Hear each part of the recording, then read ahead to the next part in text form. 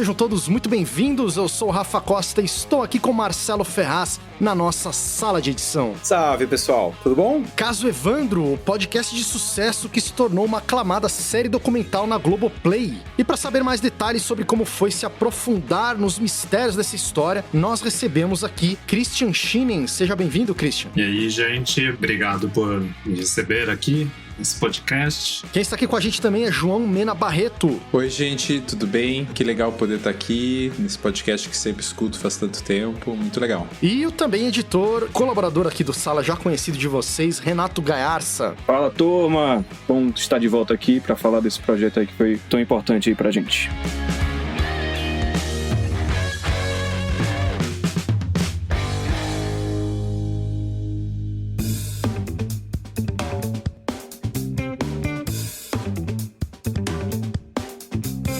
Este episódio é patrocinado pela AV Makers. Se você trabalha com produção de vídeo ou foto e quer melhorar seus conhecimentos investindo pouco e sem sair de casa, então você precisa conhecer a maior escola online para filmmakers e fotógrafos do Brasil. São mais de 160 cursos e formações completas ministrados por profissionais especialistas e atuantes do mercado. Você pode aprender desde o básico até o mais avançado com o suporte direto dos professores, além de poder acessar todo o conteúdo de qualquer lugar, até mesmo offline. A AV Makers tem cursos de pré-produção, câmeras, drones, gimbal, Premiere, DaVinci, Final Cut e das mais diversas áreas do audiovisual. Ela é a escola oficial da Blackmagic Design no Brasil e conta com os professores certificados e autorizados também pela Adobe. Pelo valor de apenas um curso, você pode ter toda essa estrutura à sua disposição. Acesse agora mesmo avmakers.com.br e garanta sua assinatura por apenas R$ 99,00 mensais. Mas esse valor só é possível se você usar o cupom exclusivo do podcast Sala de Edição, o cupom SALA99. E para usar o cupom é muito simples. Entre no site avmakers.com.br, faça a sua assinatura e na hora do pagamento adicione o cupom SALA99 para garantir o seu desconto. Este é mais um benefício da AV Makers, exclusivamente para você, ouvinte do podcast Sala de Edição.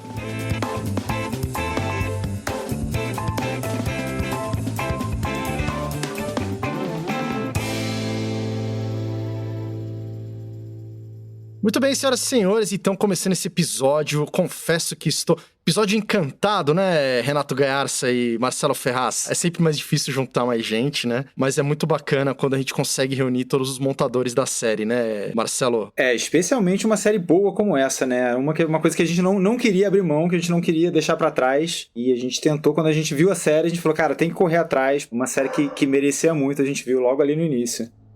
A Secretaria de Justiça do Estado criou um grupo de trabalho para identificar possíveis falhas na investigação e no julgamento do caso Evandro. 5 pessoas foram condenadas pela morte do menino em 1992, um crime de enorme repercussão nacional.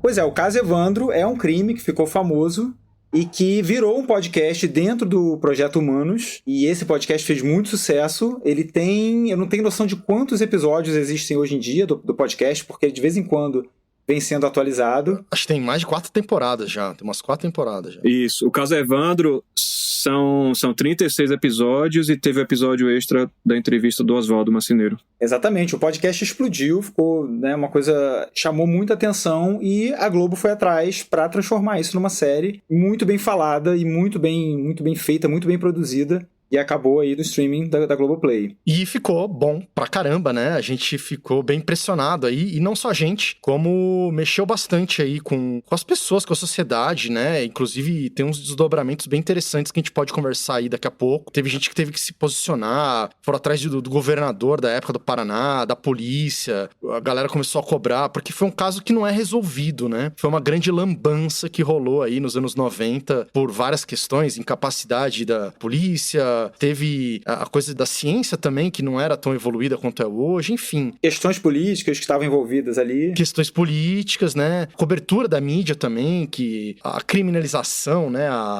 Das religiões que não da católica, né?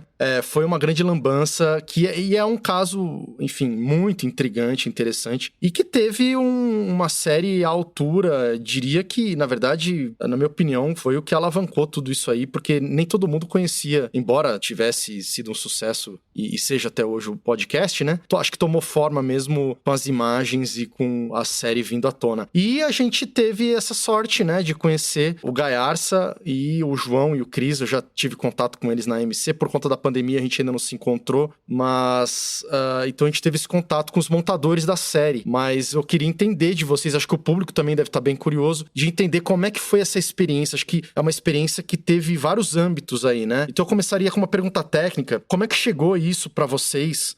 Já tinham contato com o Moritiba? Alguém de vocês já tinha trabalhado com ele? Eu já tinha trabalhado com ele, né? Eu montei os longas dele, eu montei quase todos, acho que menos um. E eu cheguei no projeto por essa maneira, assim, já era parceiro do diretor há bastante tempo. Ele dirigiu essa série, não dirigiu sozinho, dirigiu junto com uma outra diretora, com a Michelle. E cheguei por um processo natural, assim, eu não lembro quando, tem algum tempo já que o Ali um dia contou do projeto. A gente falou de quem sabe trabalhar junto nele e acabou acontecendo. Eu não sei como os meninos chegaram, o Renato e o Christian. No meu caso, a Glass me chamou em 2019, mas eu ainda não tinha escutado o podcast, conhecia de nome. E eu tava meio que sem agenda e meio que não rolou. E aí, como adiou o projeto, alguns meses, se eu não me engano, quando me ligaram de novo, eu já tinha começado a escutar o projeto. Porque assim, quando eu comecei a escutar o podcast, eu fiquei, queria ter trabalhado, queria ter aceitado, ter tido tempo e tal, mas no fim das contas, quando me ligaram de novo, já tinha começado a ouvir, já tinha virado fã e fiquei felizão. Aceitei na hora e tudo mais e rolou. E entrei no projeto. Acho que foi isso também. Final de 2019, a Glass entrou em contato comigo falando. E daí eu, no caso, já tinha começado a ouvir, não tinha ouvido todos ainda, mas estava curtindo o podcast, fiquei empolgado, aceitei e tal. Eu não conhecia o Ali nem a Michelle. Aliás, nem conhecia o povo da Glass, mas alguém me indicou lá e eles acabaram me chamando. Eu também tô nesse barco. Eu conheci o Ali de nome, que eu cheguei a conhecer ele pessoalmente no festival há 10 anos atrás. Ele nem se lembra do episódio, mas a gente se esbarrou na vida, mas nunca tinha trabalhado juntos. E também nem conhecia também os dois montadores, nem o João nem o Christian, nem a galera da Glass, então foi inédito assim pra todo mundo, de certa forma, né, o projeto. E aí vocês receberam esses convites e como é que foi o processo de entrar no projeto, de se ambientar com o projeto? Como é que aconteceu pra vocês? Porque assim, a gente trabalhou durante algum tempo na Olho de Coruja, que é uma casa de edição. Não é verdade.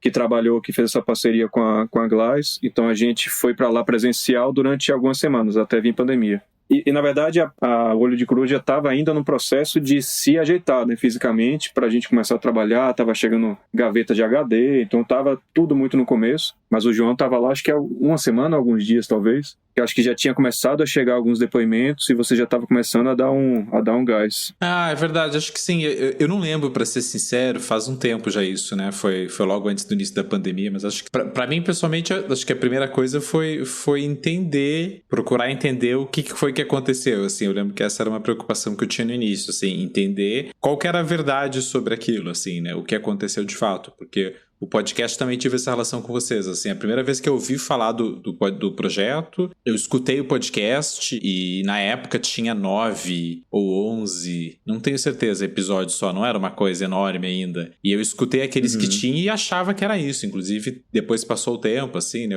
Que a coisa não ia mudar, não ia aí depois, avançar. sabe, porque a primeira vez que eu escutei, o pessoal da Glass tinha procurado pra fazer um teaser, teve isso, assim, a Glass, a produtora, comprou os direitos do podcast, né? E tava buscando um canal para filmar, né? Um canal que comprasse o projeto da série. A Glass comprou os direitos audiovisuais do podcast. E aí, nesse processo, eles precisavam de um teaser, de um monstro, que era uma coisa parecida com o que se faz em publicidade, né? Sabe, vídeo monstro, assim, que era um vídeo tentando passar pro canal o feeling, né? A sensação do que é que a direção pensava para aquela série, né? O estilo dos enquadramentos, a trilha sonora, essas coisas. Aí a gente fez um vídeo de uns 5 minutos mais ou menos que usava trechos de áudio do podcast, né? Então a gente procurava dar uma ilustração, assim, audiovisual porque era só áudio, porque era só podcast. Daí nessa época tinha poucos episódios, acho que era essa quantidade que eu falei, assim, 11, talvez 14 no máximo, não tenho certeza. E aí não tive mais notícia do projeto, ele fez a caminhada dele, né, em busca de um canal, assim, que comprasse a ideia, daí o Globoplay comprou, e daí quando a gente voltou, enfim, vamos começar a fazer então pra valer, aí eu descobri que tinha muito mais episódios, que a história era muito mais complexa do que eu achava. Eu lembro que a minha primeira sensação foi tipo, então vamos entender o que é que aconteceu aconteceu aqui, porque eu achava que eu mais ou menos tinha entendido. E eu lembro que era essa a primeira preocupação, assim, porque a série, claro, vai entregando aos poucos o que aconteceu, né? Mas eu lembro de ter essa preocupação de querer entender qual que era toda a história, assim, no primeiro momento. E que eu achei muito complicada toda a história no primeiro momento, assim, difícil até de entender. E vocês já tinham roteiro à disposição?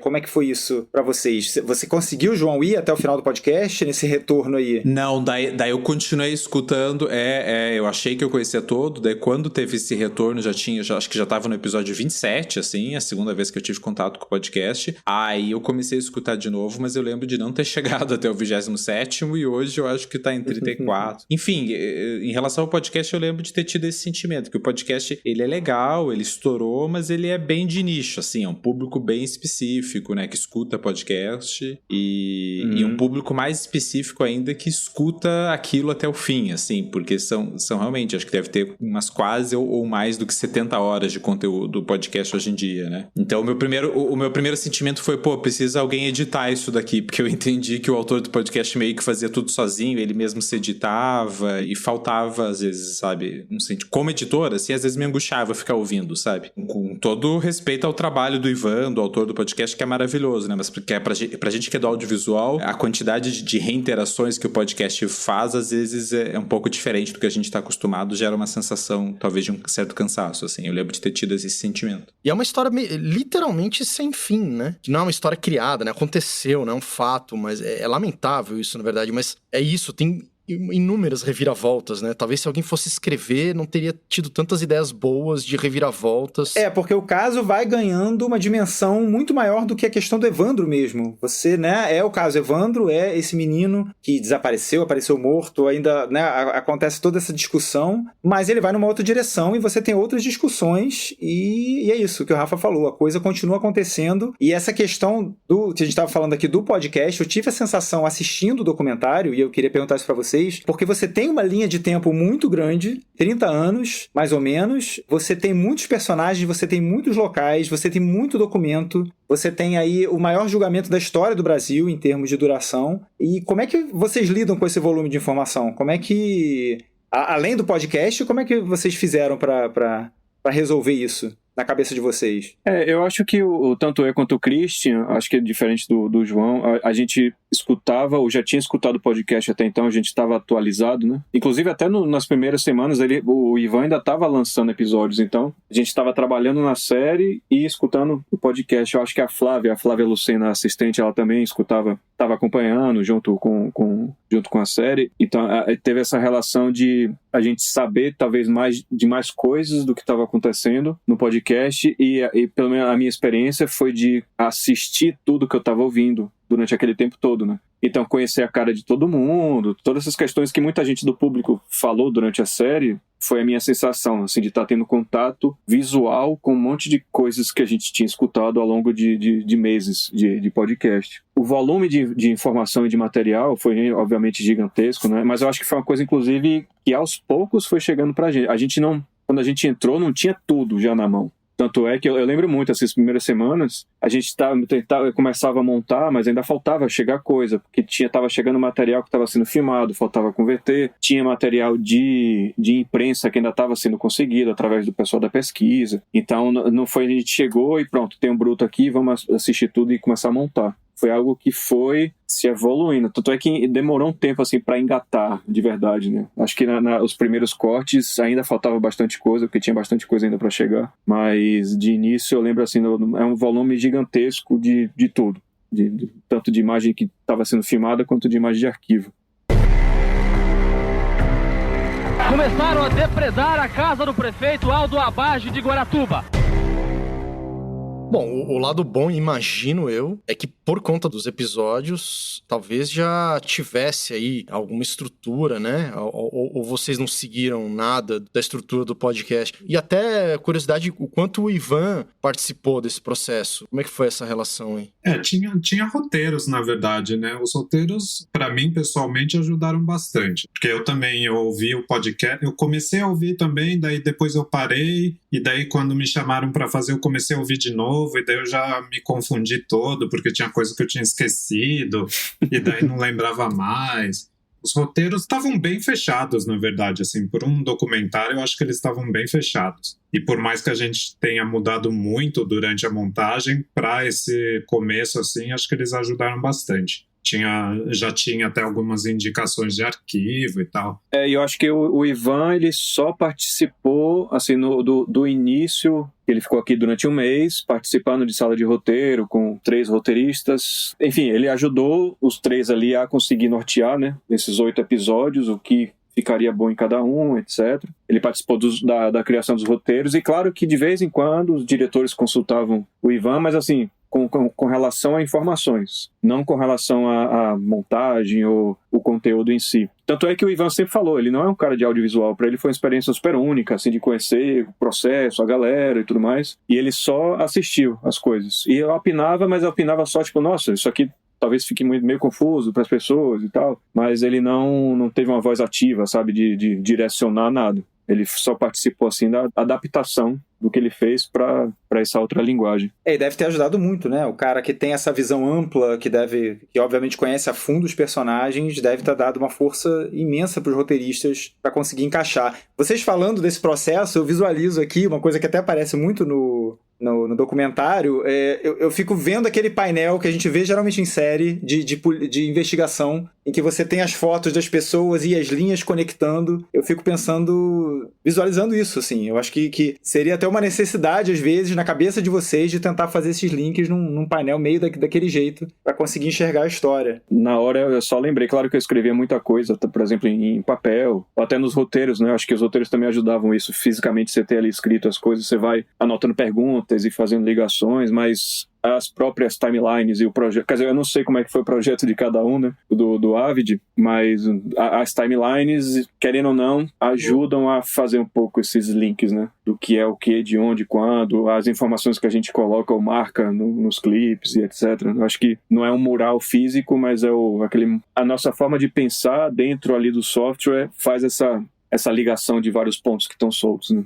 A entrevista do Ivan ajudava também, né? A entrevista do Ivan, quanto que tinha? Acho que ela tinha 8 horas, não era? Cara, foram duas diárias, foram várias horas. O Ivan vira meio uma linha mestra da história, né? Ele vai meio que costurando tudo, parece, né? Sim, é. E ele conhece a história, assim, impressionante como ele conhece. Então, às vezes era isso. A gente tinha a transcrição da entrevista dele também. Se eu tinha alguma dúvida em algum evento específico, às vezes eu li a transcrição da entrevista dele para entender o que estava acontecendo. Cara, eu achei o Ivan um gênio. Ele é um jornalista que resolveu fazer um podcast do jeito dele, como vocês falaram, sem grandes técnicas de montagem, uma coisa meio... Tem essas barrigas aí que a gente mesmo incomodou, né? Que incomodou quando a gente ouviu o podcast a todos nós aqui. Mas, cara, você começa a ver o que o cara investigou, o que ele foi atrás e... as conexões que ele foi fazendo, né? E as luzes que ele foi trazendo aquilo, né? De um caso que estava arquivado e, de repente, começou a colocar o negócio para funcionar, né? Acho que a gente pode falar um pouco disso, uma curiosidade que eu tenho também. Poxa, esses foram 2 episódios extras, né? Que teve o do Leandro e agora esse do Marceneiro, né? O do Leandro, ele é um extra só porque é uma história paralela, mas ele foi montado junto com todo o restante, né? Foi um bônus, assim, né? Mas a questão do Marceneiro, do último episódio que a gente teve, e ver como que a série impactou diretamente na história a questão das fitas também. Se eu não me engano, foi o próprio Ivan que descobriu, sei lá, como chegou, ele não fala, que ele fala que ele, enfim, não ia revelar a fonte, né? É uma fonte anônima que a gente também não sabe. A gente só sabe da história, que ele recebeu a fita, mas a gente até soube, assim, um pouco mais de detalhes da história, mas a gente não sabe quem é. Só sabe como ele soube, como chegou até ele, mas quem é a pessoa... Eu acho esse lado do jornalismo muito legal, assim, muito... Me fascina isso, assim, como um cara com um podcast pôde mexer em tanta coisa, sabe? Rafa, só vamos contextualizar um pouquinho aqui pro pessoal que eventualmente ainda não assistiu a série.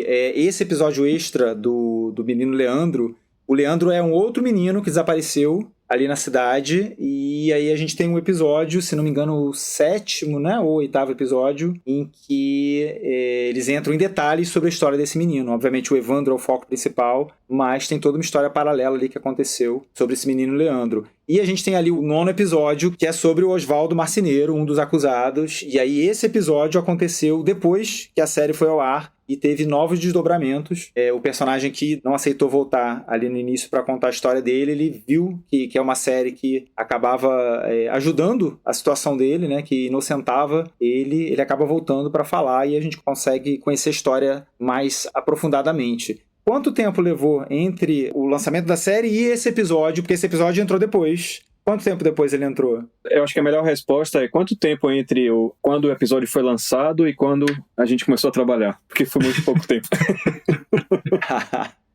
Foi uma correria louca. Foi. Esse período de tempo eu tenho na cabeça, o outro não. Não, é que para a edição do 9º episódio, edição e produção foi 2 semanas. Mas foi super corrido, então, aí 2 semanas... Não, foi uma loucura. Foi uma loucura, porque a gente, obviamente, acompanhando, né, as reações da série, a gente, enfim, começava a aparecer, enfim, a discussão com o Requião no Twitter, aí o Marceneiro reaparece, começou a aparecer coisas e a gente até brincava, né, tipo, vai acabar tendo episódio extra depois de tanta coisa e tal. Mas meio que parece que a Globo decidiu fazer um episódio extra, conseguiram entrar em contato com o Marceneiro, ele topou gravar uma entrevista, mas foi tudo muito em cima, assim, pra data que a Globo queria lançar o episódio. E aí o Christian, que eu acho que entrou pra fazer, no final eu acabei entrando pra ajudar um pouco, porque era surreal o prazo que tinha pra gente poder montar, mas foi uma correria doida. O Christian, que ficou a maior parte do tempo e pegou a parte até mais complexa, que eu acho que é o início, né, que tem todos aqueles desdobramentos e um monte de coisas ali, que foi bem puxado. Não, foi uma força-tarefa que daí a Flávia, que fez assistência pra gente, também entrou com tudo e foi assim, todo mundo na correria ali. Em 2 semanas conseguimos botar de pé o episódio. Inclusive foi o primeiro documentário, não montei muitos, mas o primeiro material documental que eu montei que eu não assisti tudo. A entrevista do Marceneiro, que foi o pedaço que eu peguei para refinar, porque assim, o Ali e a Michelle, eles roteirizaram esse último episódio, e a Michelle principalmente, que separou os trechos do Oswaldo, o Christian, ele levantou esses trechos, botou na timeline, eu só peguei ali para dar uma refinada, colocar cobertura, botar trilha, etc, né? Mas eu não assisti o depoimento inteiro porque não tinha tempo hábil, né? Eu lembro que eu estava acompanhando de longe e o Christian, a Flávia, ficava falando, cara, chegou aqui entrevista, porque teve entrevista com o Ivan, teve entrevista com o Oswaldo, entrevista com os filhos, né? Com a Zabad, então assim, era tudo tipo horas e horas. A gente falou, cara, assim, é humanamente impossível os montadores assistirem tudo e conseguirem montar do jeito que a gente montou todo o restante. Foi uma correria, mas assim, se não fosse, só fosse a tarefa de ser muito preciso, vai ser esse pedaço, e a gente lapidou, etc, senão não ia sair. Mas pro Christian, acho que a bucha foi maior, porque tinha muita coisa pra costurar. Foi muito mais costurado o trecho que ele ficou responsável. E como é que vocês dividiam isso? Como é que era dividido? O João entrou antes, vocês falaram, esse episódio extra foi o Christian. Como é que foi? Vocês falaram que teve uma época ali, pré-pandêmica, né, no início, que vocês estavam juntos, inclusive. Atrapalhou demais a pandemia? O que aconteceu aí nesse tempo todo que vocês ficaram montando aí os 3? Eu lembro que, assim, a gente começou com uma divisão mais clássica, né, Christian e Renato, assim, cada um tinha o seu episódio pra fazer, né? Uhum. E no começo foi isso. Aí depois foi virando uma suruba, por várias razões. Eu acho que, assim, de início existia um prazo bem surreal, que era pra lançar a série em agosto ou setembro de 2020. Isso, a gente tinha começado a montar em março, né? No meio de fevereiro. Meio de fevereiro, isso. E eu lembro nitidamente, assim, de conversar com o Rafa, inclusive, né? Isso no ano passado, falar, a gente tá montando a série, vai ser super legal se tiver episódio, porque, é uma história que, enfim, a galera conhece e tudo mais, e eu lembro dessa data, assim, tipo, deve lançar no meio do segundo semestre, alguma coisa assim, né? Só que a gente foi sentindo ao longo, no começo ali, né, que cada um tinha um episódio, e aí quando a gente terminava de subir um episódio, tinha que começar a pensar no próximo, só que os anteriores tinha muito trabalho ainda pra ser feito. Então começou a virar uma coisa meio de, tipo, cara, esses 3 primeiros episódios aqui que estão montados, precisa trabalhar muito, mas tem os próximos pra começar, então vamos... Aí que começou os troca-troca, né? Então, Renato pega esse pedaço aqui, o João vai começar a adiantar o outro, aí o Christian também trabalha nesse, aí começou a lambança, né? E alguns episódios específicos foram a lambança generalizada. O episódio... O primeiro episódio, né? Não, o primeiro foi foi super primeiro complexo. Eu acho que até todo mundo mexeu a mão nele, assim, tipo... Eu acho que o primeiro acabou só eu até o Ivan mexeu.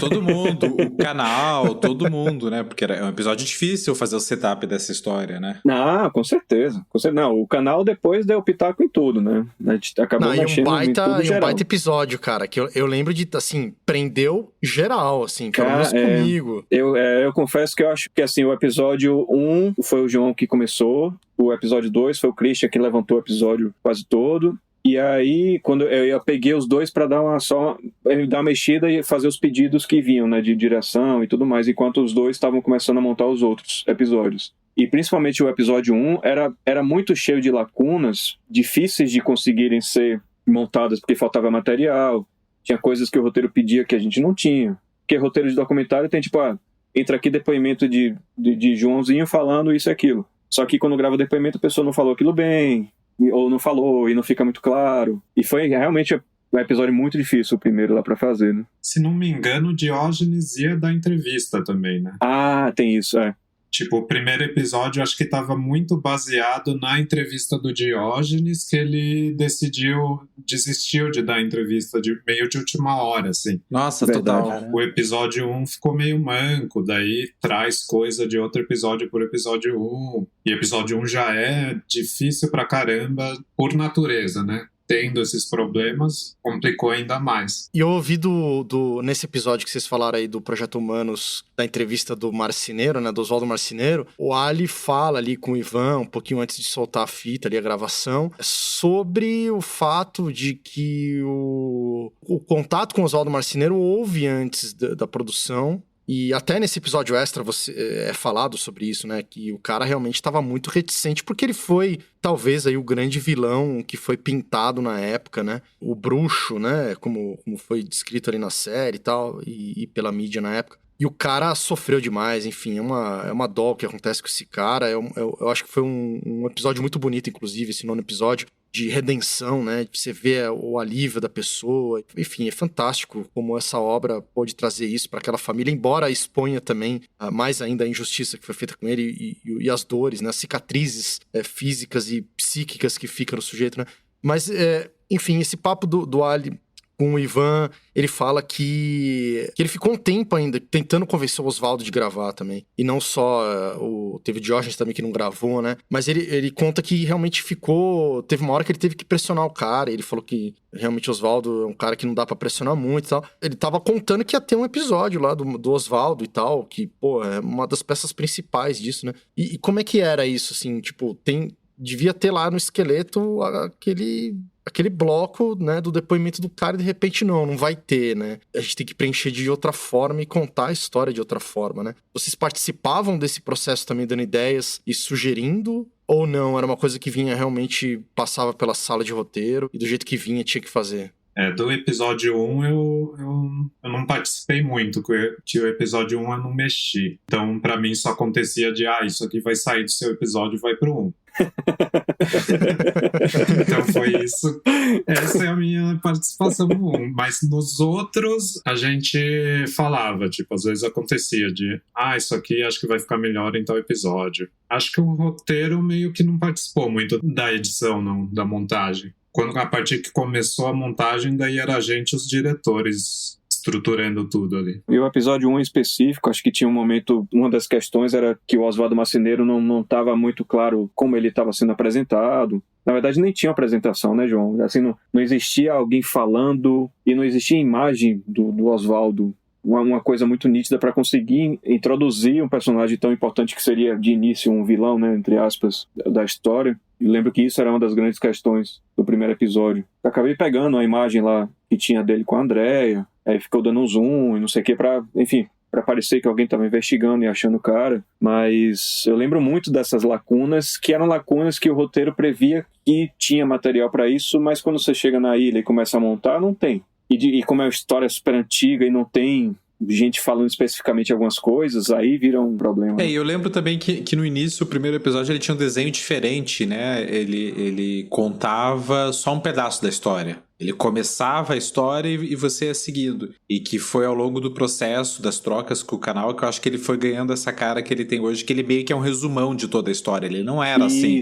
A primeira vez que o canal viu, ele não era um resumão do caso. Ele só dava o pontapé inicial na história, assim. Aí você tinha que ver o segundo episódio, enfim. E o canal, acho que, né, tinha essa posição que hoje eu vejo que é acertada. Não sei o que você acha disso, Renato. Mas que o primeiro episódio, ele precisava resumir a história. Isso não era assim no início, né? O primeiro episódio no início ele apresentava alguns personagens só e deixava outros pra ir conhecendo aos poucos. E agora não, agora o primeiro episódio ele apresenta todos os personagens principais, assim, né? Sim, na primeira vez que a gente exibiu pros diretores o episódio 1, que era o seu corte, que era uma questão se no final falava ou não que a esposa e a filha do prefeito tinham sido acusadas. Sim. Você imagina o tanto que mudou de lá até o que é hoje em dia. E a gente mega debateu isso, e era toda uma discussão, e no fim... Alguns episódios foram bem decepados para poder jogar uma peça de um lado pro outro. No fim das contas, eu acho que tem poucos episódios que ficaram inteiros quase que iguais, assim, de um primeiro corte, né? Em termos de conteúdo. Acho que muita coisa foi tirada de um episódio e jogada em outro, porque tem toda uma questão também de compreensão lá na frente. Putz, se lá na frente tá falando isso ou aquilo, a gente tem que explicar melhor isso desde o início. Por isso que o episódio 1 ficou sendo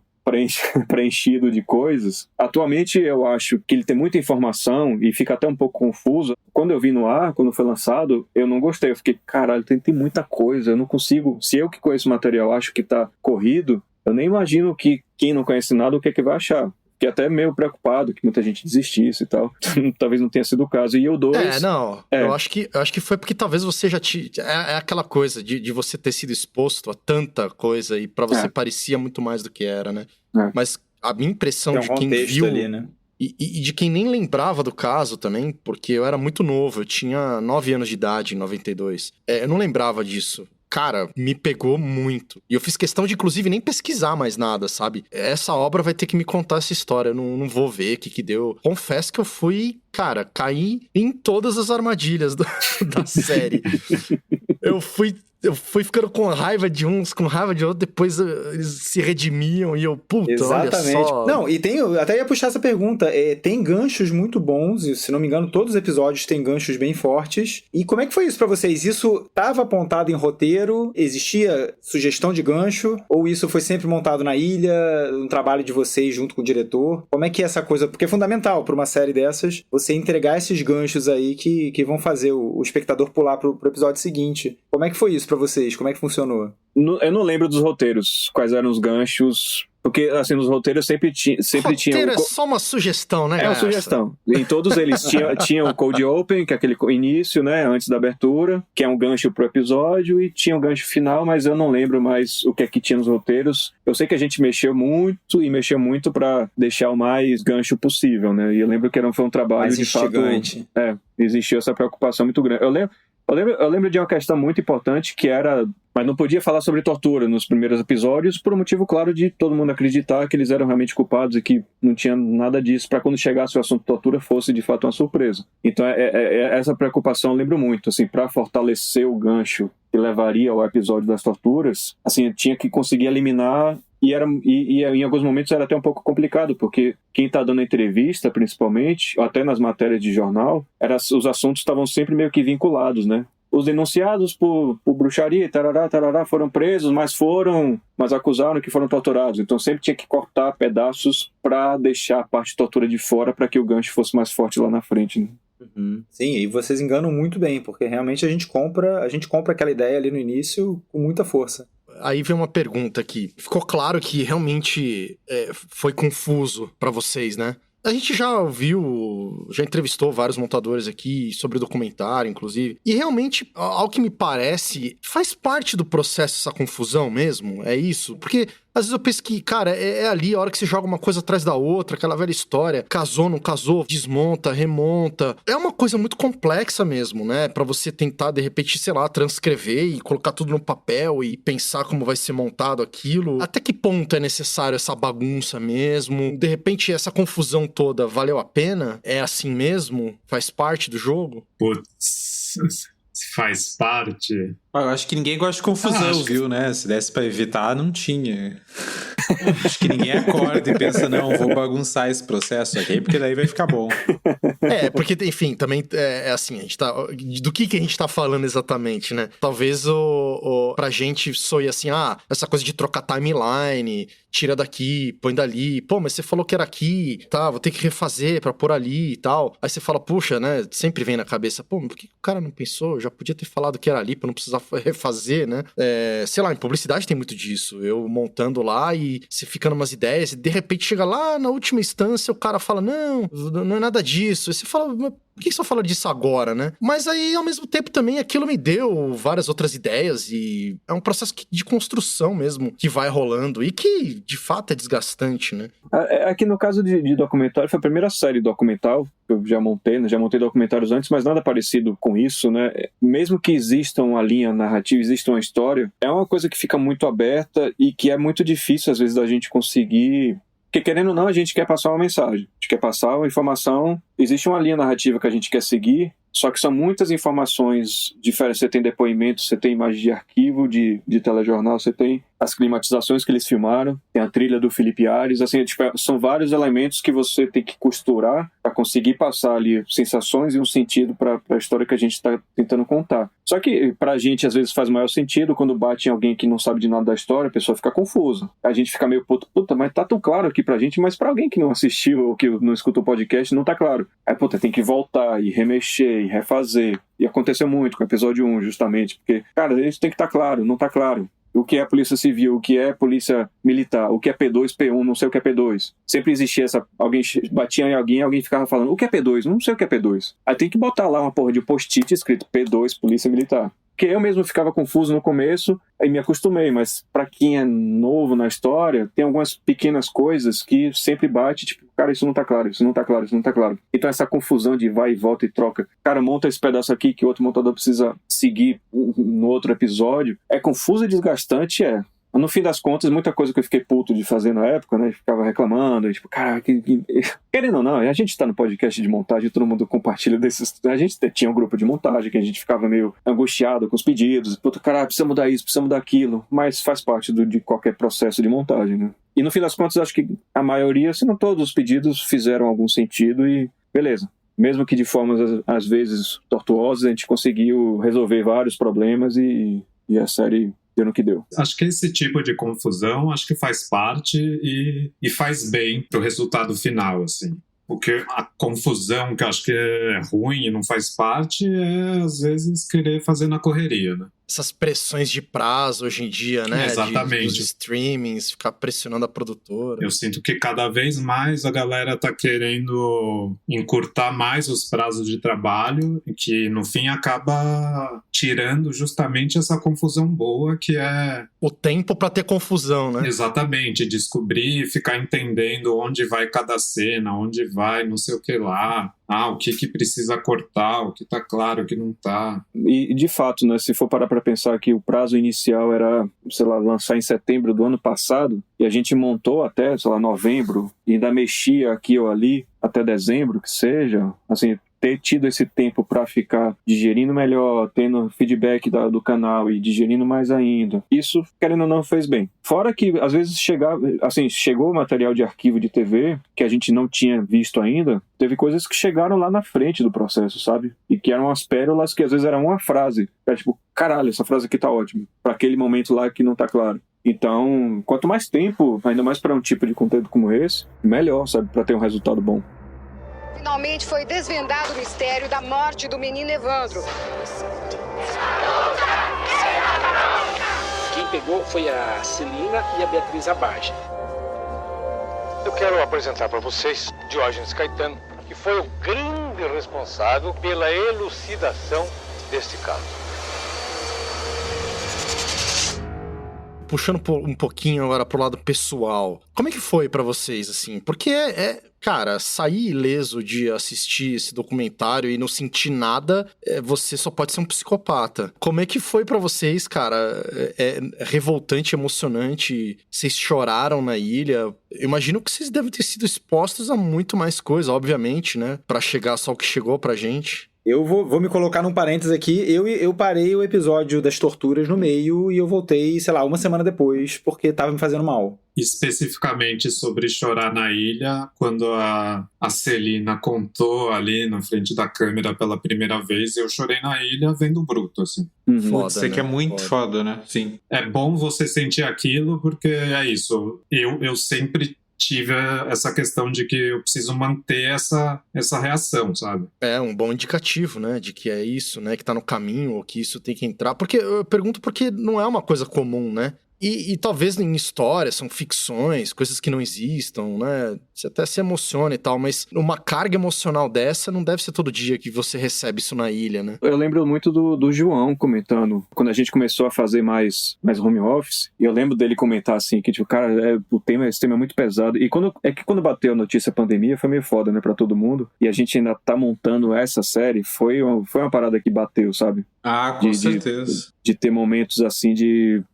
Cara, por mais que tenha sido um trabalho que manteve a gente ali durante alguns meses, não era um tema mais fácil do mundo pra ficar alimentando nossa mente, né, durante o processo de pandemia, de estar aceitando a pandemia. Não, com certeza. Eu, pelo menos, eu não sei os meninos, Cris, Renato, mas pra mim é de longe, assim, o projeto mais doído, assim, da vida, sabe?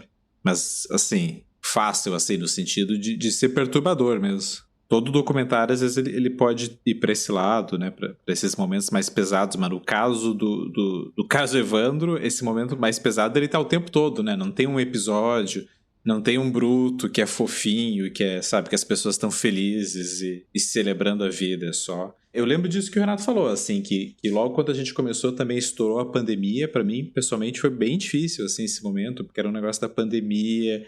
Aí virou um home office, aí essa história que era muito pesada, assim, sabe? E pra mim, o que mais pegou, eu lembro que a primeira coisa que mais me impactou foi no primeiro episódio, o negócio do enterro do menino, assim, que era uma das primeiras coisas que tinha que editar já, que era material de arquivo, assim, que já tinha, mas pra mim foi um negócio que era, tipo, perturbador, assim, sabe? Enfim, o prazo apertado, né? Então, porque uma coisa é o material ser pesado e você levantar e tomar um café e andar de bike, passear. Outra coisa é tipo o material ser pesado e você não tem o que fazer, entendeu? Você tem que apresentar um corte dali a poucos dias e não tem, né? Você não pode...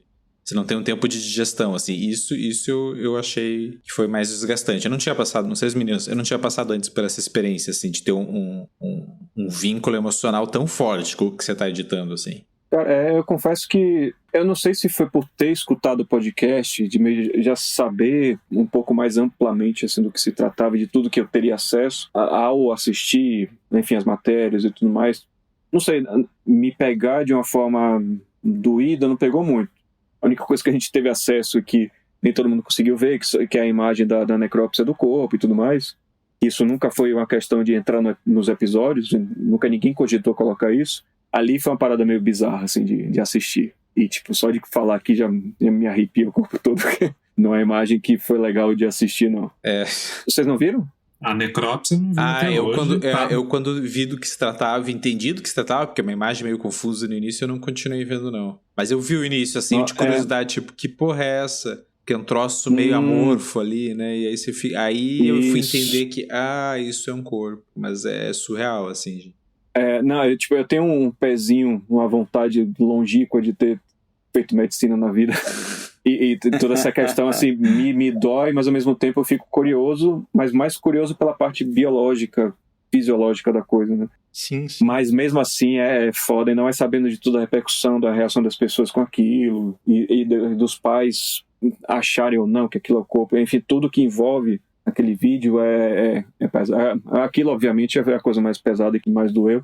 Uma experiência muito boa, assim, da série, dessa coisa de divisão de episódios e tudo mais, e foi ver o trabalho de outras pessoas, e para mim me marcou muito especificamente, e essa coisa de chorar em ilha. Eu lembro que eu chorei o episódio das torturas. Eu acho que eu vi em pedaços durante o processo, porque não estava tão livre, não consegui ver inteiro, mas o episódio 7 foi um que eu assisti e fiquei fudidaço, assim. Quando o episódio estava no ar, que o Christian tinha montado, eu lembro que eu escutei, eu assisti e fiquei malzão, assim, chorei pra caralho e tal, e eu me lembro que eu escrevi pro Christian, cara, que parada foda. Primeiro que foi uma coisa que ele montou de um jeito que eu adoraria ter montado e fico super orgulhoso que ele montou. E é uma pergunta que eu queria fazer para ele, inclusive, né? No meio aqui, eu não sou entrevistador, mas eu queria saber dele como é que foi. Como é que foi, e eu sempre tive essa curiosidade, eu sempre guardei essa pergunta para fazer no sala de edição.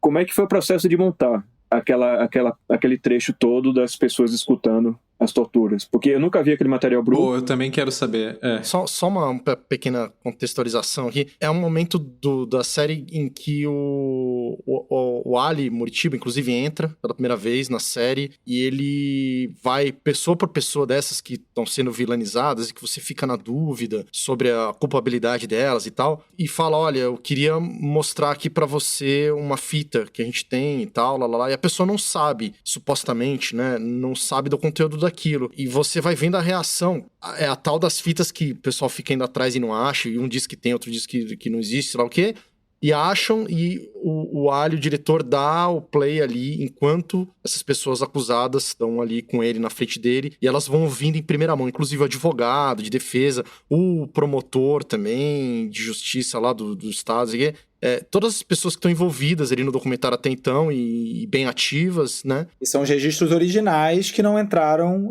nos julgamentos, né? Que foram editados para o julgamento e no original eles mostravam evidências de tortura. Em que fica evidente a tortura, basicamente pessoas. É isso. Que essas pessoas foram torturadas e elas ali esclarece tudo, né? Cara, acho que foi essa parte, na verdade, acho que foi bem pensamento matemático, assim, sabe? De, tipo, você vê o material bruto, daí você vê que a virada do promotor é, obviamente, o que vai estar no fim da sequência, né? E daí, a partir disso, você vai meio tentando criar uma curvazinha, né, do que está acontecendo ali. E daí você vai decidindo, as primeiras citas do Oswaldo, que são talvez as partes que estão menos evidentes da tortura, coloca no começo. Você ainda fica meio na dúvida conforme você vai ouvindo, né? Você fala, beleza, parece, mas não sei, né? Sim, tipo, ele tá ofegante e tal, já é estranho, não sei o quê, mas sei lá, não quero assumir o mesmo discurso do promotor, mas é isso, tipo, ele tá ofegante, pode ser por outro motivo, mas daí ele fala,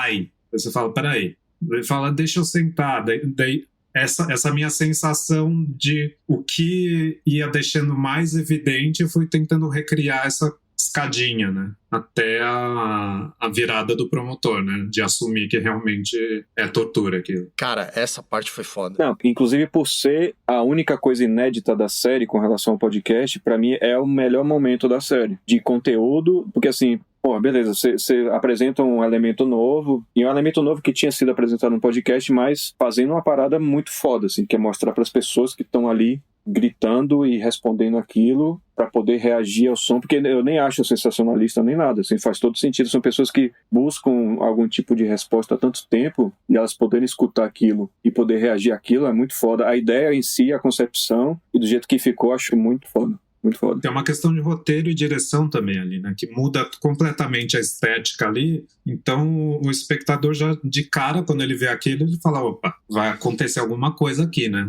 Vou prestar atenção. É uma quebra muito boa. E eu lembro, inclusive, que você falou que você até tinha dúvida, putz, mas será que vai segurar tanto tempo do episódio? Essa coisa da escuta? Sim. Que é mais da metade até do episódio, né? Sim, com pessoas sentadas num ambiente preto, só ouvindo com o fone, né? Nossa, eu lembro que você perguntou, eu falei, cara, pra mim, eu assistiria mais. Só que se tivesse mais conteúdo disso aí, fiquei vidradaço quando vi a primeira vez. E todas as vezes que eu reassisti, seja lá por quais motivos, sempre me emocionou, sempre fiquei mal. Sempre me doeu pra caralho ver aquelas pessoas reagindo. Por isso, eu sempre comentei, a reação do Davi, ele fica puto quando ele escuta, e ele reage de uma forma eloquente que ele não faz nos depoimentos dele, né? Que ele fala, e sempre disseram, como é a fala dele? Você tem direito de não ter direito. Isso. E ele fala de uma forma tão doída por ter escutado aquilo tudo e vendo que ele tinha razão e que ele tinha falado a verdade durante tanto tempo e ninguém tinha acreditado. É muito foda, é muito forte, cara.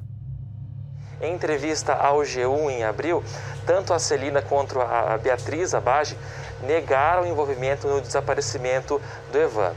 O advogado delas diz que vai pedir uma indenização ao Estado do Paraná e também vai entrar com um pedido de revisão criminal no Conselho de Direitos Humanos da ONU.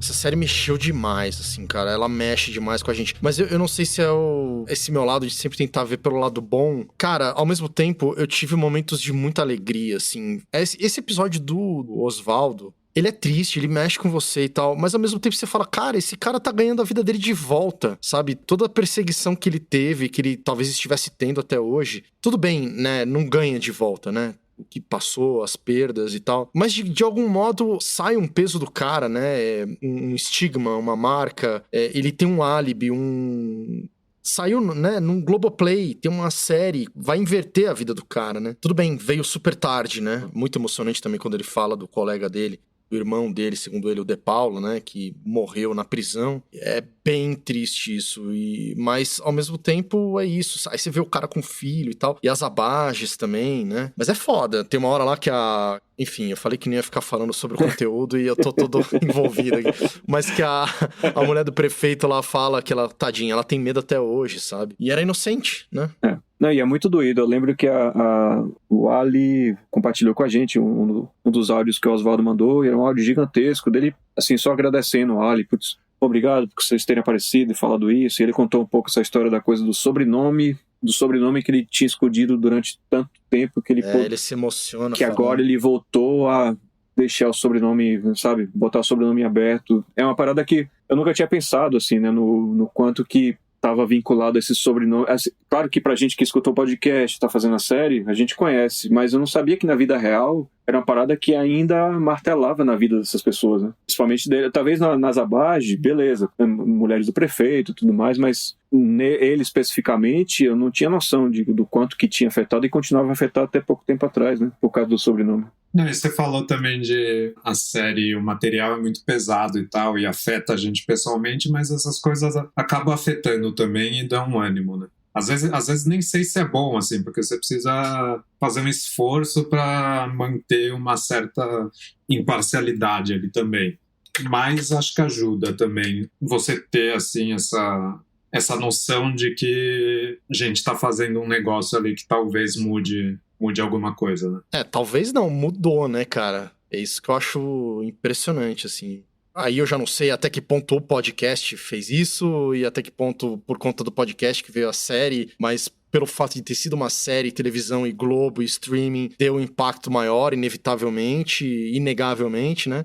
Mas o fato é que tudo, desde a iniciativa do cara de ter ido atrás e cavucar, até ele gravar e veicular isso, até a Globo se interessar e, é comercial, não é comercial, o que é ajuda, não é, né? As intenções, sei lá, quais foram e quais são. E a mão de vocês nisso, o fato é que todo mundo ajudou, cara, né? A dar um mínimo de dignidade e de lucidez a esse caso, né? É fantástico mesmo, é um fenômeno. E isso passa pela cabeça, assim, né?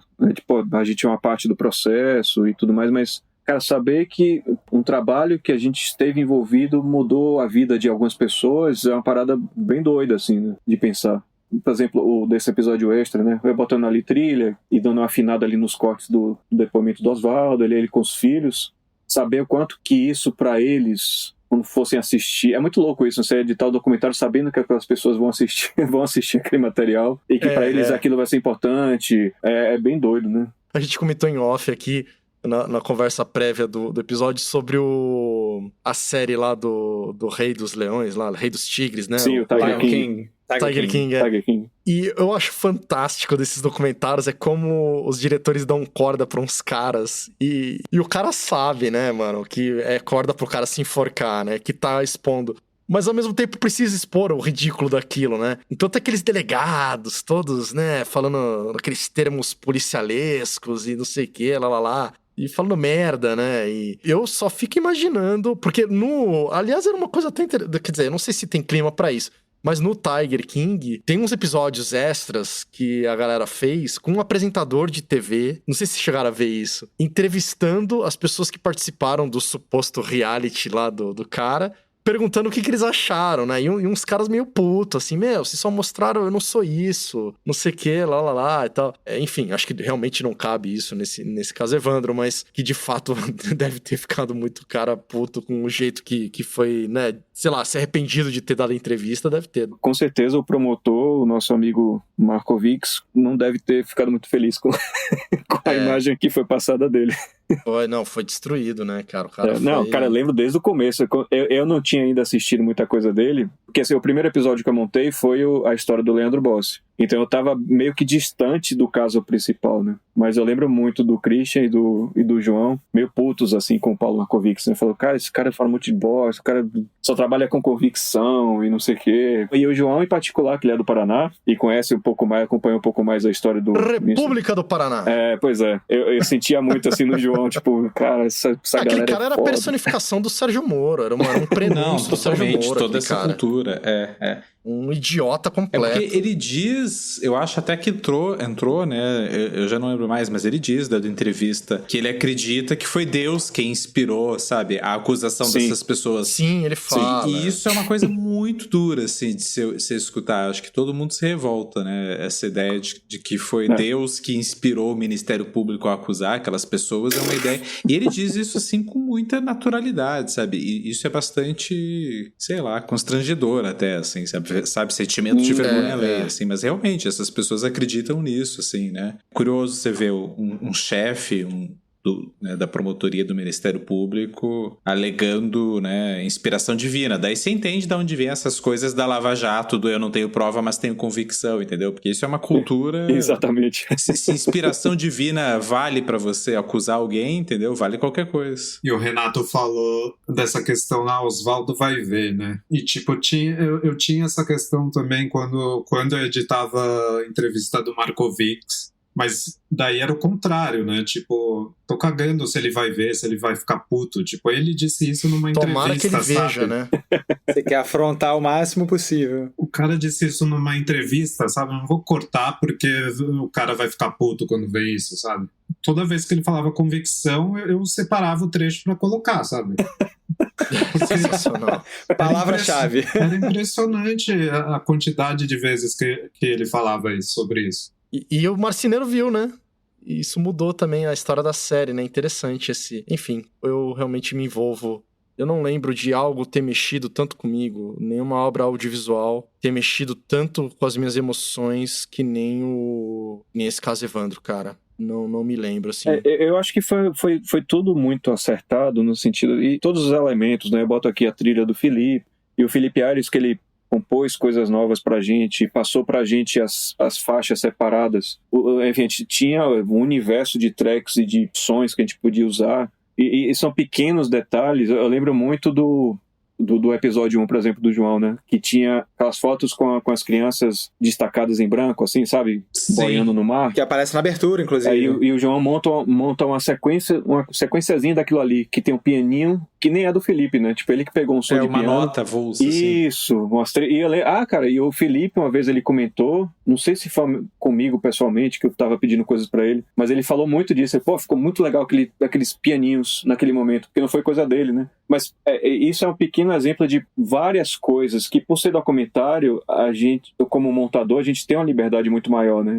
A gente não tá trabalhando com, beleza, cenas aqui que o diretor filmou, então você tem uma liberdade, mas não tanto, né? Com documentário, cara, você pode ficar pirando numas respirações, nos respiros de montagem, que você pode botar o que quiser, tudo bem. A gente tinha muito drone e usa drone para mostrar a cidade, e tinha que ser um pouco isso, porque faltou de fato um pouco de material, mas pequenas construções como essa, e essa coisa do... Eu gostei de ter feito, de apresentar o Oswaldo como se fosse um VHS indo e voltando e marcando o cara. O segundo episódio, né, dos gatos nas casas com aluga-se, que o Christian fez no episódio 2. Também é bom pra caralho aquilo ali. Assim, são coisas que não estão em roteiro. E, assim, é uma liberdade total nossa que a gente teve e que foi aprovada e curtida assim, pelos diretores. E é um formato geral, assim, que pelo tema levou a gente a conseguir fazer essas coisas e, enfim, juntou tudo e super funcionou. Teve um negócio legal também, você falou de, tipo, a gente às vezes tinha problema de falta de cobertura, né? E daí teve um negócio legal que você fez também, que foi usar reverse, quando eles questionavam a tortura. A tortura. E daí também virou meio linguagem da série inteira, né? Que daí depois eu repeti em algum episódio, o João também. E eu acho que foi a série que eu mais entendi a colaboração. de montadores, não só porque a gente precisou trabalhar junto em mesmas timelines, né? E o que era também uma confusão, porque no Avid é um pouco mais complexo a questão de reconectar material. É que tinha muita coisa que a gente recebia e a gente criava os nossos MXFs. Então, quando um passava para o outro, não tinha MXF. Eu tinha que fazer um zip com os MXFs todos que estavam faltando. Teve toda essa questão técnica aqui, que a gente acabou falando um pouco, no fim das contas, que foi foda. Mas ter trabalhado em conjunto assim foi meio desafiador também, né? Porque é muito difícil, às vezes, avisar, tipo, pro Christian que o episódio 2 dele tava super redondo e eu tive que decepar um monte de pedaço pra jogar em outros episódios e era sempre um processo meio dolorido. Não, mas todo esse processo é muito bom, na verdade. Eu lembro da gente que tinha aquela quantidade imensa de arquivo e às vezes era isso, tinha uma mídia com 400 reportagens. Daí eu tô lá ali dando aquele fast forward, procurando alguma coisa por um episódio e achava outra coisa que tinha a ver com o episódio dos outros. E daí a gente ficava trocando essas informações. Putz, achei um negócio aqui legal pro seu episódio. É verdade. E não só a gente, como as assistentes ficavam fuçando também, de vez em quando jogavam coisas pra gente. Eu lembro que o episódio do Leandro Boss, depois que estava tudo montado, chegou uma avalanche de coisas novas que tinham surgido, porque teve um processo de pesquisa muito longo, assim, né? A Isabela Mota, que ficou fazendo essa pesquisa com as emissoras, ela ficava buscando materiais e conseguindo autorizações, etc. Então, do nada chegou... entrevista do pai do Leandro Bossi na Hebe. Os programas de entrevistas bizarros, assim, super independentes do Paraná da época, né? Então você dá o play naquilo e fica vendo os personagens falando do caso que a gente tá editando. É muito, muito legal. E aí, aí você pegava uns trechinhos que justamente, caralho, isso aqui faz muito sentido pra esse tema. E aí a gente dava um alerta assim no grupo, não sei quemzinho falou tal coisa e tal timecode desse arquivo. Isso foi bem legal. São muitas horas. Eu, particularmente, botei tudo em timelines. Timeline só de clipe de material de imprensa. E era tipo, sei lá, 4, 5 horas só daquilo. E aí vai assistindo, vai marcando. E sempre que eu voltava naquele material e passava o mouse em cima, eu achava alguma coisa nova que eu não tinha visto ainda. Que assim, a sensação é que tem tanta coisa que a gente fez, e até pela repercussão e tudo mais, e falar da montagem da série, eu não conversei com ninguém, sei lá, meus pais viram, adoraram, mas sei lá, meu pai pergunta, nossa, mas naquelas cenas do escritório lá, vocês botaram um videocassete e ficou passando tudo e vocês filmaram? Eu fiquei, putz, não, pai. Não, a gente aplicou o que a gente queria e tal. Então tá, tudo bem. Ontem também na live lá, não sei das quantas, aí teve um brother que me adicionou no Instagram e falou, cara, muito incrível a edição, como é que você fez pra colar? O Ivan fala uma coisa, aí tem logo depois a imagem do telejornal complementando ele. Eu falei, é a mesma coisa. Eu falei, bom, a gente separa o material. Então... Sim, é que nem a piada aquela do cliente que viu a publicidade e falou, porra, mas essa música casou certinho mesmo, hein? Né? Que música boa que nós escolhemos, hein? Foi a música, né? Que sorte, hein, cara? Caiu como uma luva. Uma coisa que a gente não falou, todo o negócio da sala de investigação ali foi uma construção e uma conquista da montagem, assim, né? Como usa, quando usava...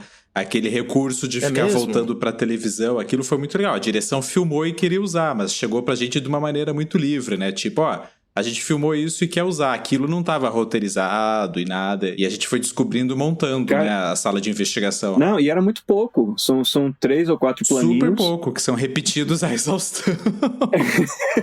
Aí a gente começou a botar zoomzinho, não sei o quê. E...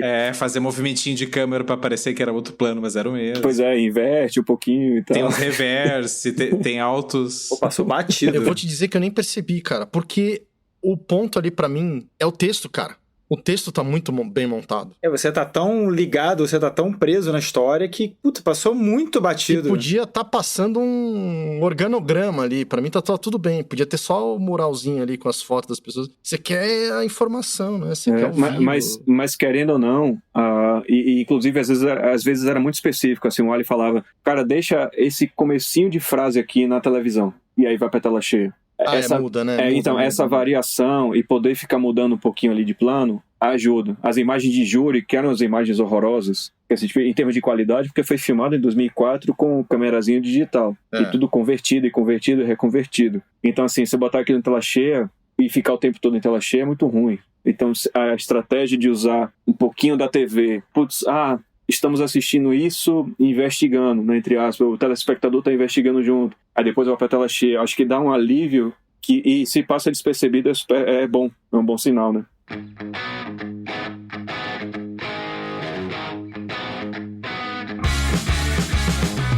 Bom, senhores, a conversa tá muito boa, como sempre aqui no Sala de Edição, hoje em especial, particularmente pra mim. O papo tá muito bom, mas vamos seguir em frente. Se deixar, a gente abusa, né, Marcelão? A gente não tem noção. Eu tô felizão aqui, já falei isso várias vezes, mas tô muito feliz com esse episódio. Cara, feliz demais, e fica aí a sugestão. Se você não tem Globoplay, cara, pega ali aquela semana gratuita e vale a pena você sentar pra assistir, especialmente se você é editor que tá ouvindo aqui, corre atrás, porque é um puta de um trabalho, uma produção altíssimo nível. Confere que vocês não vão se arrepender, com certeza. Grande João Mena Barreto, cara, brigadão pela presença, viu? Gente, obrigado a vocês pelo convite, foi ótimo, muito legal. Cris, obrigado também, cara, pelo tempo aí, pelas gambiarras aí, pré-gravação que você fez aí pra gente poder gravar aqui sua voz. Imagina, obrigado a vocês. Espero que tenha funcionado as gambiarras aqui. Gaiarsa, como sempre, cara, você que já faz parte aqui do Sala de Edição, é um colaborador oficial aqui do podcast, trouxe pra gente aí não só as edições do Caso Evandro, mas agora também os bastidores e os colegas. A gente agradece demais, cara, a tua ponte aí, a tua generosidade e disposição de poder compartilhar isso com os ouvintes. Não, valeu, cara, foi um prazer. Levou um tempo pra gente conseguir gravar. Eu criei um grupo com os outros dois, acho que tem um mês, né? O nome do grupo era Para Combinar Data. A gente ficou se falando durante um mês pra conseguir fazer, mas deu tudo certo e que bom que a gente conseguiu trocar um pouco de ideia aqui, valeu. É isso aí, galera, obrigado pela audiência mais uma vez, grande abraço pra todos vocês e até semana que vem. Valeu!